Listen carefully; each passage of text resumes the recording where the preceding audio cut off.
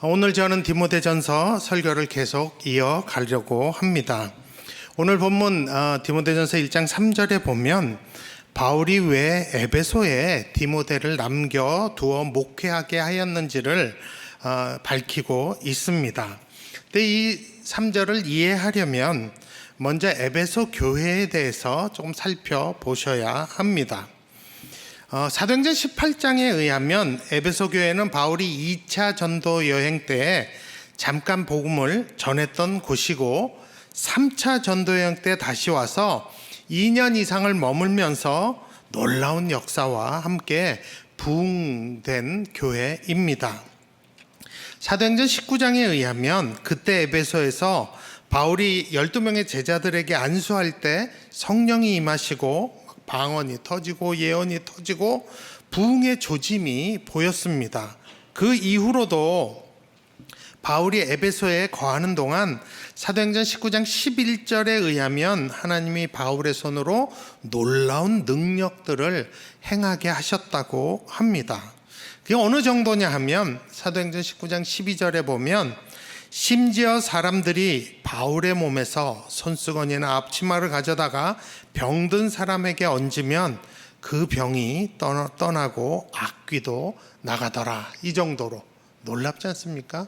몸에 있던 거 던지면 그렇게 될 정도로. 그 결과 수많은 이방 헬라인들과 유대인들이 회개 자복하는 역사가 있었고 그 당시 마술을 행하던 사람들도 회개하는 역사까지 일어났다고 성경은 얘기합니다.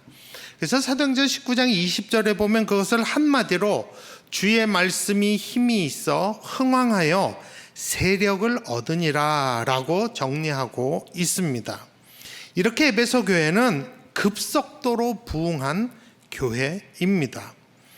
그럼에도 불구하고 에베소 사람들에게는 쉽게 변하지 않는 어떤 기질과 문화가 있었다는 걸 아셔야 합니다. 그게 뭐냐 하면 에베소에서는 정말 거대한 아데미 신상이 있었어요. 여신을 섬기는 굉장히 불가사의한 신전이 있었고 많은 수의 마술사들이 막 판을 치고 있었습니다. 점집이 하나 건너 하나씩 있는 거죠. 또 미신적인 영들의 영향력이 여전히 그 에베소에 오랫동안 있었습니다. 이런 배경을 가진 그들에게 복음이 능력으로 전해져서 수많은 사람들이 예수 믿겠다고 교회로 모였으나 여전히 그들의 문화 속에 생각 속에는 이교적인 이런 영향력들이 있었던 것입니다. 더 중요한 거는 그 당시 에베소 지역은 지식을 숭상하던 또 새로운 것, 뭔가 새로운 게 없을까 추구하던 사회적인 분위기가 있었습니다. 그래서 말을 잘하는 사람이 대접을 받고요. 논쟁을 굉장히 즐겼고요. 뭔가 새로운 것에는 엄청난 매력을 느꼈던 사회적 분위기가 있었습니다. 바울이 이 분위기 또 이런 사람들의 성향을 다 파악했겠죠. 2년 이상 살았으니까. 그러니 더 성도들을 위해서 늘 기도하고 열심히 성경에 보면 눈물로 말씀을 가르치고 목양했다고 합니다. 그러다가 거의 한 3년 가까이 에베소에 있다가 3차 전도여행을 계속 떠나게 되었습니다. 아마 에베소를 떠나도 바울 마음에는 늘 에베소 성도들을 마음에 두고 기도했을 것입니다.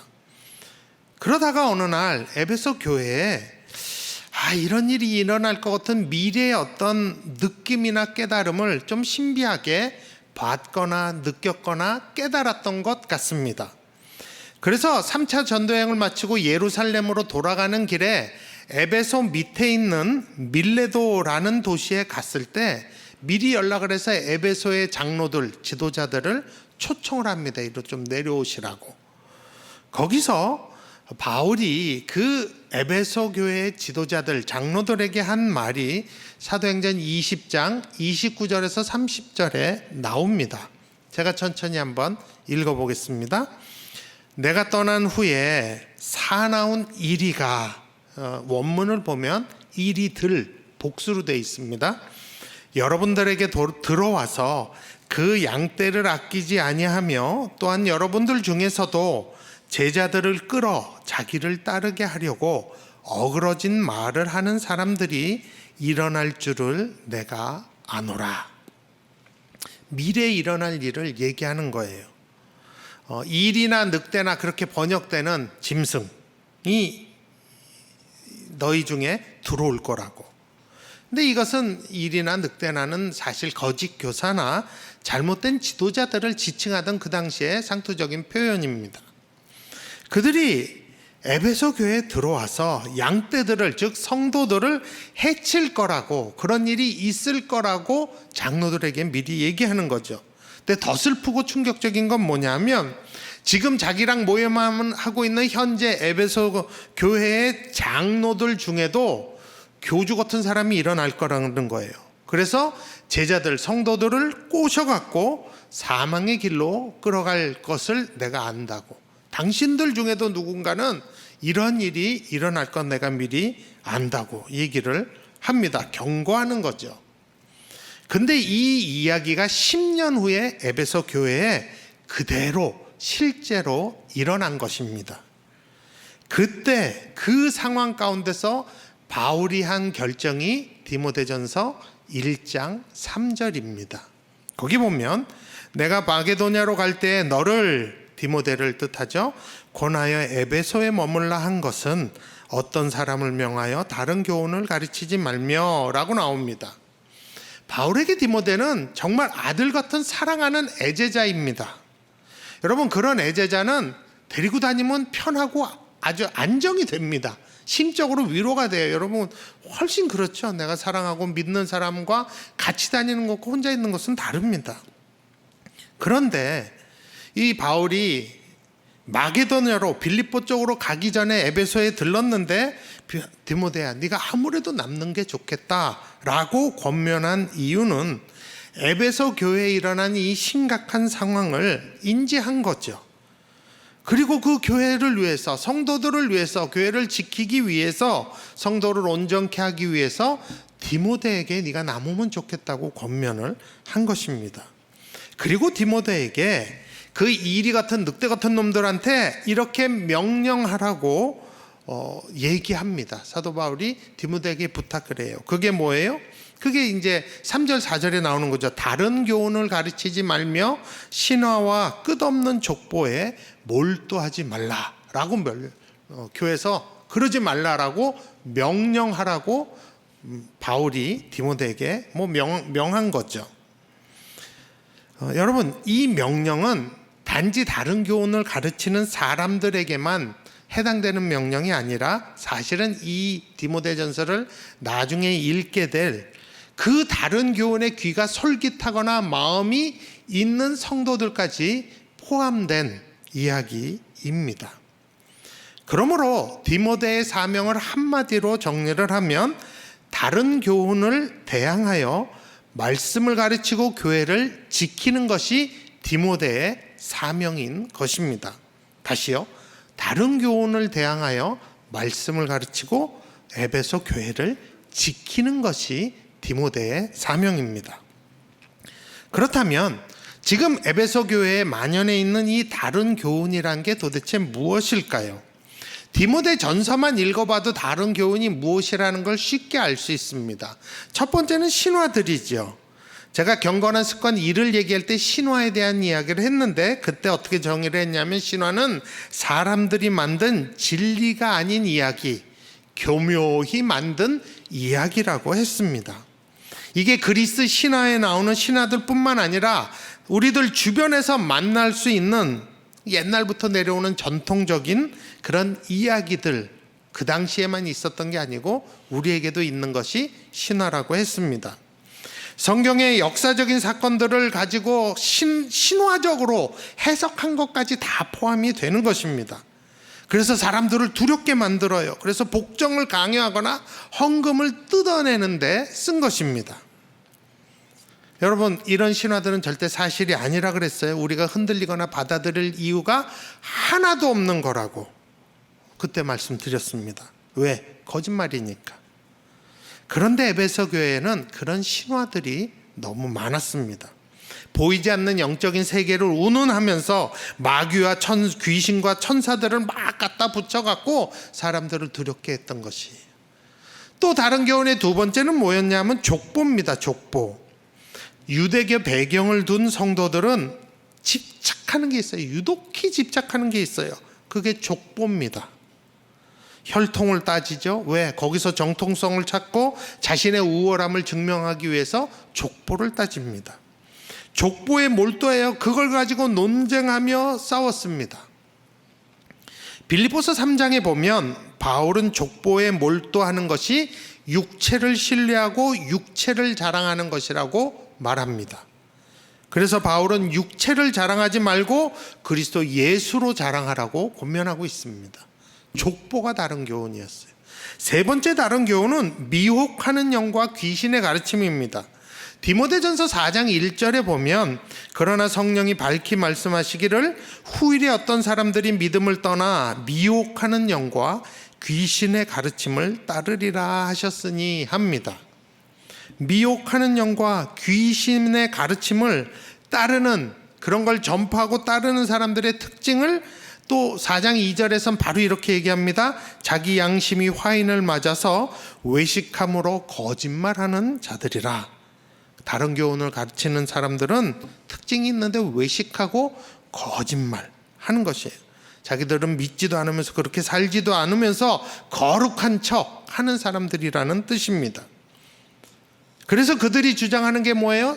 디모데전서 4장 3절에 보면 혼인을 금하고 어떤 음식물은 먹지 말라고 할 터이나 라고 말하고 있어요. 여러 가지 영적인 이유를 들어서 저 음식 먹으면 안 된다고, 혼인하면 안 된다고, 예수님 곧 오시는데 혼인해서 되겠냐고, 굉장히 금욕적인 모습을 보이고 있는 것입니다. 사실 이들은 하나님의 은혜와 긍휼과 평강을 믿지 않는 사람들입니다. 그렇게 미혹하는 영과 귀신의 가르침이 다른 교훈이었고, 네 번째는 디모데전서에서 언급된 다른 교훈의 특징은 율법주의입니다. 다른 교훈을 가르치는 사람들을 디모데전서 1장 7절에 의하면 율법의 선생이 되려는 자라고 말하고 있습니다.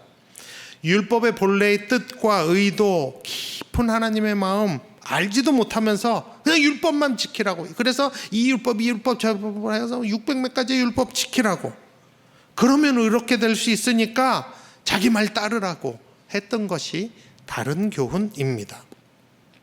종합해보면 에베소 교회에는 신화와 족보와 귀신들의 가르침과 율법주의라는 다른 교훈이 들어온 것입니다. 근데 이 모든 다른 교훈을 한마디로 정의하면 저는 이렇게 정의할 수 있다고 생각합니다. 그리스도의 복음만으로는 충분치 않다라는 것이. 뭔가 신비로운 것이 더 있고 뭔가 더 감춰진 것들이 있다. 그래서 성경 외에도 다른 이론들과 철학과 사상들이 필요하다. 그래서 그 당시 말 잘하는 거짓 교사들이 그럴싸한 말로 근사한 말과 논리와 논쟁을 통해서 에베소 성도들을 어지럽히고 싸움이 일어나게 한 것입니다. 그러나 에베소 교회를 개척한 또 디모데를 담당 목회자로 보낸 이 바울의 입장은 아주 단호합니다. 디모데에게 그런 주장을 하는 사람들과 그것에 솔깃해 있는 성도들에게 그런 다른 교훈들을 가르치지 말라고 명령하라는 것이에요. 이게 바울의 입장인 것입니다. 그리고 에베소 성도들에게 디모데가 말씀과 복음을 차근차근 가르치라고 이야기하는 것입니다. 사실 바울의 이러한 명령은 여기서만 한 것은 아닙니다. 에베소서 5장 6절에도 보면 누구든지 헛된 말로 너희를 속이지 못하게 하라 라는 명령도 했었고, 골로새 교회를 향해서는 골로새서 2장 8절에 누가 철학가서 헛된 속임수로 너희를 사로잡을까 주의하라. 이것은 사람의 전통과 세상의 초등학문을 따름이요 그리스도를 따름이 아니니라 라고 이미 말하고 있어요.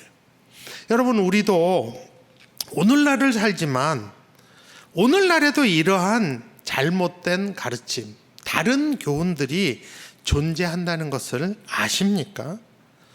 우리 주변에 지금도 다른 교훈들이 우리를 미혹해하고 있습니다. 다른 교훈을 내세워서 우리를 두렵게 만들어갖고 자기를 따르게 하려는 그 이리와 같은 늑대와 같은 사람들이 오늘날도 존재합니다.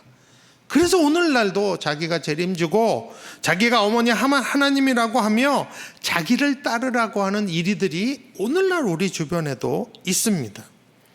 그들은 온갖 영적인 신화들을 가지고 우리를 두렵게 만듭니다. 정말이 다가왔다 막 두려움을 주고 그럽니다. 족보를 따집니다. 세상의 철학과 사상들을 통해서 예수님으로는 충분치 않다고, 또 금욕해야 된다고, 율법을 잘 지켜야 된다고, 내 힘으로 구원을 얻도록 노력해야 된다고 그들이 가르치고 있습니다. 이러한 때 디모데전서를 통해서 우리는 바울의 입장을 우리의 입장으로 받아들여야 합니다.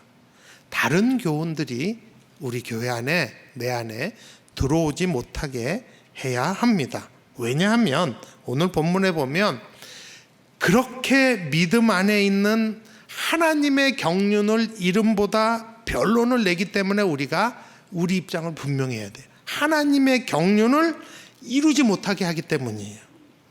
여러분, 디모데전서 1장 4절에서 변론을 낸다는 말은 결국 믿지 못하게 만든다는 거예요. 우리 구주 하나님과 우리의 소망이신 그리스도 예수께서 내 삶을 다스리시고 함께 하시고 인도하시는데 다른 교훈들을 받아들여서 믿음을 우리가 버리게 되면 하나님의 뜻이, 하나님의 경륜이 내 삶에 이루어지는 것을 막는다는 것입니다. 사실 여러분, 하나님의 뜻과 정하신 경륜, 하나님의 지혜, 이걸 누가 막을 수 있겠습니까? 마귀가 막을 수 있어요? 아니요, 마귀도 절대 못 막습니다. 그런데 유독 나라는 사람이 믿음을 버리게 되면 그 경륜이 이루어지는 것을 연장시키는, 방해하는 그런 놀라운 일이 일어날 가능성이 있다는 것입니다. 왜? 내가 믿음을, 하나님에 대한 믿음을 버렸기 때문에 하나님이 나를 통해서 이루시는 이유가 없는 거예요, 지금. 그래서 출애굽한 이스라엘은 그 믿음을 버렸잖아요. 그래서 결국 어떻게 됐어요? 약속한 가나안 땅에 못 들어갔어요. 아무리 하나님이 땅을 주셨다고 약속을 하셔도 그들이 믿음을 버렸기 때문에 그 약속은 자기네 때에서 이루어지지 않았어요. 자기 후손들이 들어갔지. 여러분, 이거는 내 손해입니다. 하나님 손해 아니에요. 하나님은 손해 보실 일 없어요. 그러므로 우리는 다른 교훈으로부터 믿음을 지키는 이 선한 싸움을 싸워야 한다는 것입니다. 디모데 사명은 자기뿐만 아니라 에베소 교회 성도들을 이 다른 교훈으로부터 지키는 것이었습니다. 제가 오늘 이 다른 것으로부터 지키는 이것 외에 한 가지를 더 강조하고 싶은 게 있어요. 그것은 어떻게 디모데가 이 사명을 수행해야 하는가 하는 것입니다. 여러분, 바울이 지금 디모데에게 자기 목회의 비결을 잘 디모데전서를 통해서 전수하고 있어요. 그 비법이 뭐냐면, 네 사명을 이룰 수 있는 비법이 뭐냐면 디모데전서 1장 5절이에요. 여러분, 주보를 보시고 또 집에서 예배드리는 분들은 그 스크린에 자막이 나가죠. 우리 한번 1장 5절을 같이 읽어볼까요? 같이 읽습니다. 이 교훈의 목적은 청결한 마음과 선한 양심과 거짓이 없는 믿음에서 나오는 사랑이거늘. 여기 보면 이 교훈의 목적은 이라는 말이 나왔어요. 근데 여러분, 여기서 말하는 교훈이 무엇을 뜻할까요? 저는 이것 때문에 지난 2주 엄청 씨름했어요. 도대체 이 교훈이 뭐냐 하고 엄청 연구했습니다. 이 교훈은 율법을 뜻하는 것인가? 아니면 다른 교훈과 반대되는 바울이 가르쳤던 가르침을 뜻하는 것인가? 그러다가 이 헬라어 원문을 보면서 제가 그 궁금증이 풀렸어요. 5절에서 말하는 이 교훈이라는 헬라어 단어와 같은 단어가 3절에서 쓰이고 있습니다. 똑같이. 그게 무슨 단어일까요? 3절에 보면 어떤 사람들을 명하여 다른 교훈을 가르치지 말며 라고 나와요. 여러분, 이 문장에서 5절에서 말하는 교훈과 똑같은 헬라어 단어를 쓴 단어가 무엇일까요? 다른 교훈할 때 교훈일까요? 아닙니다. 어떤 건지 아세요? 명하여, 이게 같은 단어입니다. 명하여가 3절에는 명하여, 5절에는 다른 교훈이라고 번역이 돼 있어요. 그러니까 이 5절에서의 지금 번역된 교훈이라는 이 뜻은 3절에서 바울이 디모데에게 명령하라고 한 그 명령을 뜻하고 있는 것이 같은 단어입니다. 그래서 5절을 이 교훈의 목적을 이라고 읽기보다는 이 명령의 목적은 이라고 읽으면 더 명확합니다. 똑같은 단어이기 때문에. 그러면 이 교훈이 무엇을 뜻하는 것인지를 쉽게 알 수가 있었습니다. 그러므로 이 5절에서 말하는 교훈은 교회 안에서 다른 교훈을 가르치지 말라고 하는 명령을 뜻하는 겁니다. 그리고 5절의 원문을, 헬라어 원문을 보면 이렇게 돼 있어요. 이 명령의 목적은 사랑, 아가페이다 하고 전치사가 나오고 이 사랑이 어디서부터 온 사랑인지를 설명하고 있습니다. 여기서 우리가 알 수 있는 것은 바울이 디모데에게 명령하라고 한 것이 다른 이유에서 명령하라고 한 것이 아니라 사랑, 아가페에서 왔다는 거예요. 하나님의 사랑을 뜻하는 아가페에서 왔다는 것입니다. 여러분 생각해 보세요. 에베소 교회를 향하여 눈물의 기도, 정말 열심을 다해서 말씀으로 목회했던 바울이 지금 에베소 교회 사정을 알고 디모데를 보내서 명령하라고 할 때 이 명령이 분노와 미움으로 한 말일까요? 아니라는 거예요. 사랑으로 한 얘기라는 것이에요. 이 명령은 사랑이다 라고 하는 것이에요. 여러분 입장 바꿔놓고 생각해 보세요. 제가 바울이라면 저는 엄청 화가 났을 거예요.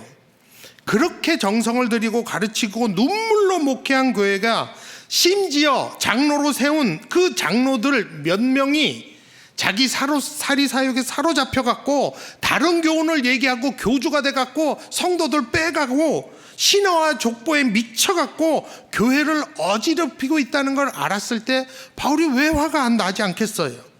그리고 자기는 10년 전에 밀레도에서 분명히 얘기했어요. 이런 일이 있을 거다. 너희들 중에도 이런 일이 있을 거다. 그러니 조심해야 된다고 분명히 얘기했어요. 그런데 이 일이 벌어진 거예요. 그래갖고 디모데전서 1장 3절을 제가 처음에 읽을 때는 바울이 굉장히 분노에 차서 야 디모데야 그 자식들 입 닥치라고 명령해 라고 저는 읽었어요. 처음에. 아마 여러분들도 그렇게 읽으셨을 거예요. 그들에게 입 닥치라고 명령해. 입 닥쳐 라고 얘기 좀 해라. 근데 바울은 5절에서 그 명령이 사랑에서 나온 거라는 거예요. 목적이 사랑이라는 거예요. 하나님의 사랑, 그냥 사랑 아니고 뭐 필레오 이런 거 아니고 에로스 아니고 아가페, 하나님의 사랑. 이것을 통해서 무엇을 알 수 있어요? 바울은 아직도 여전히 그들을 사랑하고 있는 거예요. 저는 굉장히 충격을 받았어요. 이것을 보고 야 이런 명령을 사랑으로 할 수 있구나. 왜 저는 못할 것 같았거든요. 그러면서 디모데전서 1장 5절에서 이 사랑이 어디서부터 왔는가를 설명하고 있습니다. 뭐라고요?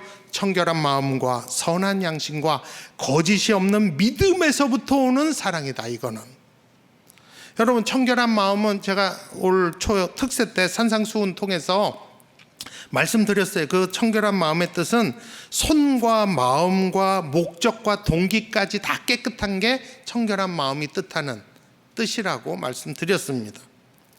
그리고 디모데전서를 자주 보면 이 양심이라는 단어가 자주 나옵니다. 선한 양심. 디모데전서 1장 19절에서는 착한 양심. 근데 헬라어 원어를 보면 다 똑같아요. 착한 양심, 선한 양심. 그리고 19절에서 어떤 이들은 이 양심을 버렸다고 해요. 그러니까 뭘 알 수 있어요? 사람이 양심 버릴 수 있다는 거.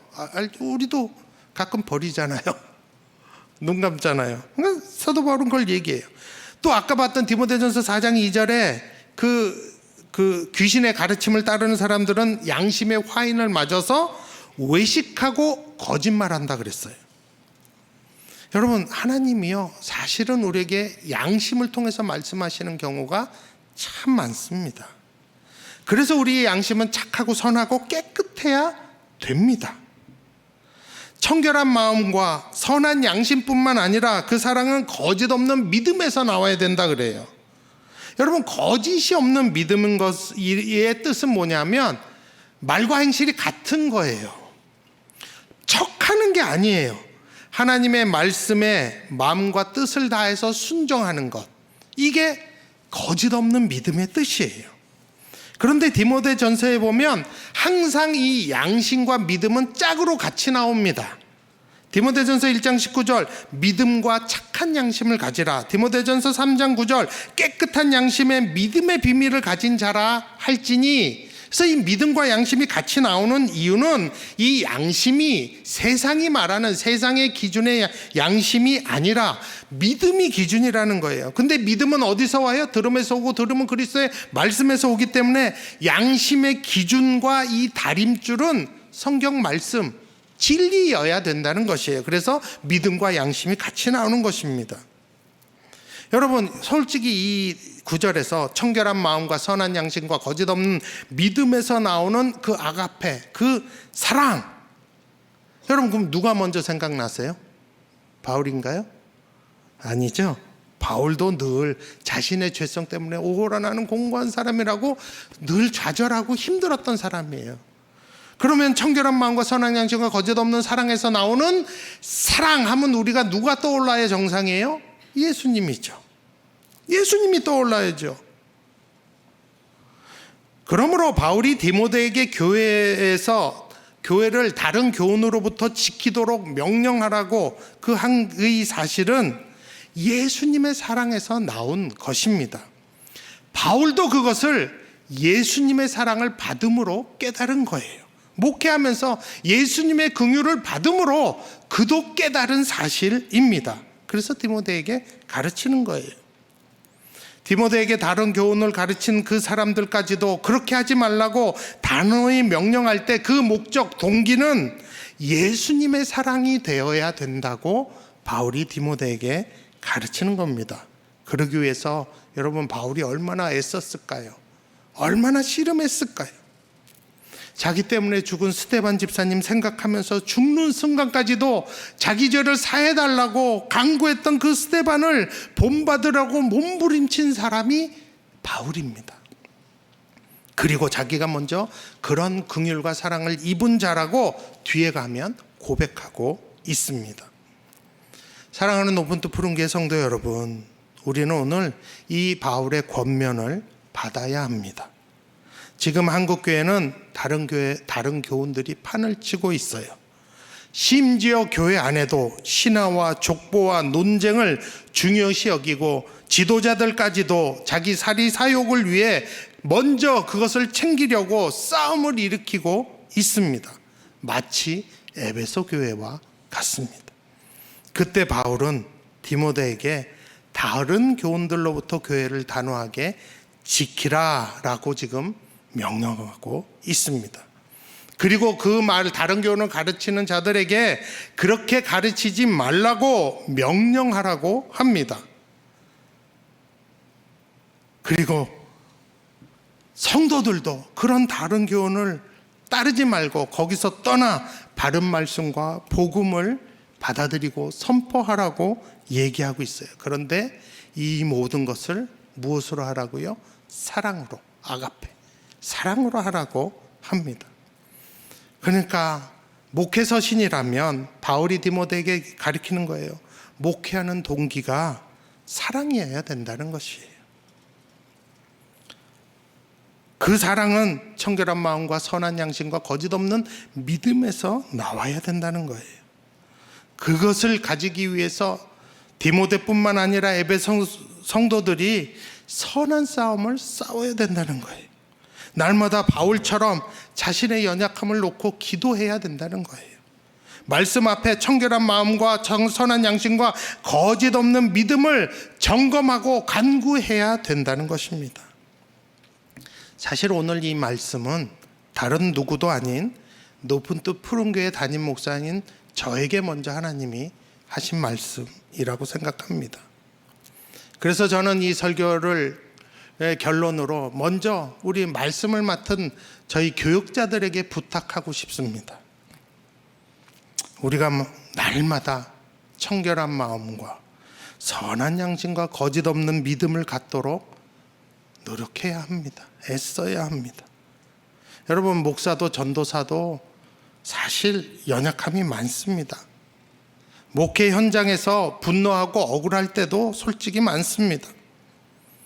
그래도 우리는 하나님의 사랑으로 목양하도록 애쓰고 선한 싸움을 먼저 싸워야 합니다. 하다 안 되면 그때는 주를 위해 사역 때려쳐야 합니다. 교주되기 전에 때려쳐야 돼요. 저는 우리 교육자들에게 그것을 도전합니다. 저에게도 도전합니다. 그리고 성도님들에게 부탁드리고 싶은 게 있습니다. 높은 뜻 교회가 말하는 높은 뜻은 목회자와 성도가 다 왕 같은 제사장으로 부름을 받았다는 걸 믿는 게 높은 뜻입니다. 단지 목회자들은 일터가 교회이고 여러분들의 일터는 직장과 가정입니다. 정말 여러분들이 왕 같은 제사장으로 부르심을 받았다면 그렇게 사시도록 씨름하셔야 합니다. 모든 것에 청결한 마음과 선한 양심과 거짓이 없는 믿음에서 나오는 사랑으로 하도록, 그것이 우리의 동기와 목표가 되도록 애쓰셔야 합니다. 누구도 이것을 자신 있는 사람 없습니다. 실패하고 넘어지고 쓰러집니다. 그래도 우리는 모여서 예배하면서 하루하루 선한 싸움을 같이 싸우고 격려하고 하나님 앞에 같이 기도하는 공동체로, 교회로 서야 합니다. 예수님을 바라보고 예수님을 닮아가는 삶을 날마다 회개하면서 살아봐야 합니다. 절대 포기하지 마시고, 지난주에 아시죠? 네버 스탑. 매일 다시 시작하는 한이 있더라도 믿음과 양심을 버리지 않는 성도님들이 되시기를 부탁드립니다. 성령님이 도와주실 겁니다. 이 한 주간 날마다 청결한 양심, 성결한 마음, 선한 양심, 거짓 없는 믿음에서 나오는 사랑을 주시도록 꼭 간구하는 저와 여러분이 되기를 원합니다.